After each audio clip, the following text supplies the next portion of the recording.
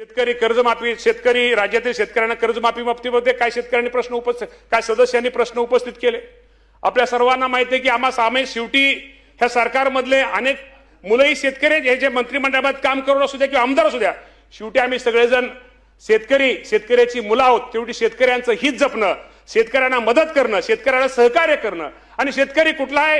कुठं निसर्गाच्या ह्याच्यावर लहरीपानामुळे किंवा काही अडचणीमुळे शेतकरी अडचण येते, या शेतकऱ्याला कुठेतरी निश्चित प्रकारे एक आधार दिला पाहिजे, या शेतकऱ्याला कुठेतरी मदत केली पाहिजे, सहकार्य केलं पाहिजे. यासाठी या राज्याचे मुख्यमंत्री देवेंद्र फडणवीस साहेब असतील, एकनाथजी शिंदे साहेब असतील, स्वर्गीय मी मुद्दाहून अजितदादांचं नाव का घेतो, दादा त्या मिटिंगला, दादा त्या ह्याला हजर होते आणि काही प्रतिनिधी, शेतकऱ्यांचे प्रतिनिधी, काही शेतकरी नेते पण त्या मिटिंगला हजर होते की या शेतकरी कर्जमाफी बाबतीमध्ये एक चांगल्या प्रकारचा कुठेतरी निर्णय घेतला पाहिजे. यासाठी मुख्यमंत्री आणि दोन्ही उपमुख्यमंत्र्यांनी त्यावेळेस आपल्याला माहिती आहे की प्रवीण परदेशी साहेबांच्या अध्यक्षतेखाली एक कमिटी स्थापन केली आणि ते कमिटीला सांगितलं, एक गाईडलाईन दिली, कमिटीला सांगितलं की साधारणतः आपण एप्रिल महिन्याच्या पहिल्या आठवड्यापर्यंत आम्हाला या कर्जमाफीच्या बाबतीमध्ये शेतकऱ्यांना कर्जमाफी ही कशी दिली पाहिजे, त्यामध्ये निकष काय असलं पाहिजे की जेणेकरून माझ्या महाराष्ट्रातील शेतकऱ्यांना त्याचा कसा फायदा जास्त होईल, हे निकष साधारणतः एप्रिल महिन्याच्या पहिल्या आठवड्यामध्ये त्यांना आम्ही